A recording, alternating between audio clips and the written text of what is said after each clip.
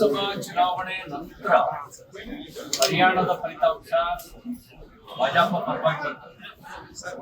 ಮಹಾರಾಷ್ಟ್ರದ ಫಲಿತಾಂಶ ಭಾಜಪ ಪರವಾಗಿ ಬಂತು. ಈಗ 27 ವರ್ಷಗಳ ನಂತರ ದೆಹಲಿಯಲ್ಲಿ ಭಾರತೀಯ ಜನತಾ ಪಾರ್ಟಿ ಅಧಿಕಾರದ ಗತಿಯಲ್ಲಿ ಇದಕ್ಕೆ ಕಾರಣಕರ್ತರಾಗಿರ್ತಕ್ಕಂಥ ಕಾರ್ಯಕರ್ತರಿಗೆ, ದೆಹಲಿಯ ಮಹಾಜನತೆಗೆ ನರೇಂದ್ರ ಮೋದಿಜಿಯವರು, ಜೆ.ಪಿ. ನಡ್ಡಾಜಿಯವರು, ಅಮಿತ್ ಶಾ ಆದಿಯಾಗಿ ಎಲ್ಲ ನಾಯಕರಿಗೆ ನಾನು ಅಭಿನಂದನೆಗಳನ್ನು ಸಲ್ಲಿಸಲಿಕ್ಕೆ ಬಯಸ್ತೇನೆ. ಯಾವಾಗಲೂ ಗೆಲುವು ನಮಗೆ ಸ್ವಾಭಾವಿಕವಾಗಿರುವ ಪ್ರೇರಣೆಯನ್ನು ಕೊಡುತ್ತೆ. ಈ ಗೆಲುವು ಕೂಡ ನಮಗೆ ಪ್ರೇರಣೆಯನ್ನು ಕೊಟ್ಟಿದೆ.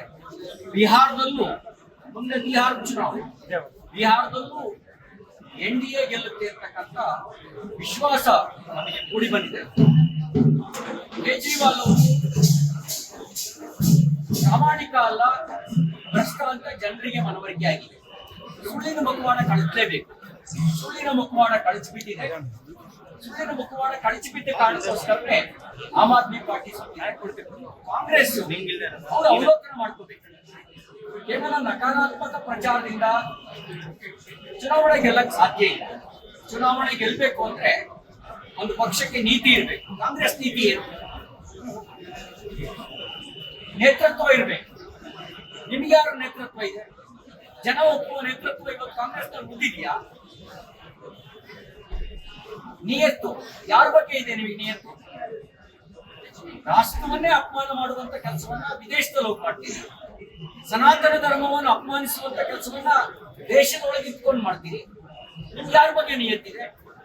ಬಹುಶಃ ಈ ಎಲ್ಲ ಹಿನ್ನೆಲೆಯಲ್ಲಿ ಮಹಾತ್ಮ ಗಾಂಧೀಜಿಯವರು ಸ್ವತಂತ್ರ ಬಂದ ದಿನವೇ ಕರೆ ಕೊಟ್ಟರು, ಕಾಂಗ್ರೆಸ್ ಅನ್ನು ವಿಸರ್ಜಿಸಿ ಅಂತೇಳಿ. ಇವತ್ತು ಶೂನ್ಯ ಫಲಿತಾಂಶವನ್ನು ಕೊಡೋದ್ರ ಮೂಲಕ ಜನತೆ ಸಂದೇಶ ಕೊಟ್ಟಿದ್ದಾರೆ. ನಿಮಗೆ ವಿಸರ್ಜನೆ ಮಾಡೋದು ಬಿಟ್ಟು ಬೇರೆ ಏನೂ ದಾರಿ ಇಲ್ಲ. ಕಾಂಗ್ರೆಸ್ ಅನ್ನು ವಿಸರ್ಜಿಸೋದನ್ನು ಬಿಟ್ರೆ ಯಾವುದೇ ದಾರಿ ಇಲ್ಲ. ನೀವು ವಿಸರ್ಜನೆ ಮಾಡ್ತಾ ಇದ್ರೆ ನಾವೇ ಆ ಕಾರ್ಯವನ್ನು ಮಾಡ್ತೀವಿ ಅನ್ನುವಂತ ಸಂದೇಶವನ್ನು ಕೊಟ್ಟಿದ್ದಾರೆ. ಅಂಬೇಡ್ಕರ್ ಅವರ ಸಂವಿಧಾನ ಗೆದ್ದಿದೆ, ರಾಹುಲ್ ಗಾಂಧಿಯ ಸಂವಿಧಾನ ಸೋತಿದೆ. ಇಲ್ಲಿ ಗೆದ್ದಿರೋದು ಜನತೆಯ ಸಂವಿಧಾನ, ಇಲ್ಲಿ ಗೆದ್ದಿರೋದು ಅಂಬೇಡ್ಕರ್ ಅವರ ಸಂವಿಧಾನ. ತುರ್ತು ಪರಿಸ್ಥಿತಿ ಅಲ್ಲ, ಸರ್ವಾಧಿಕಾರಿ ಅಲ್ಲ. ಗ್ಯಾರಂಟಿ ನ್ಯೂಸ್, ಸುದ್ದಿ ಖಚಿತ, ನ್ಯಾಯ ನಿಶ್ಚಿತ.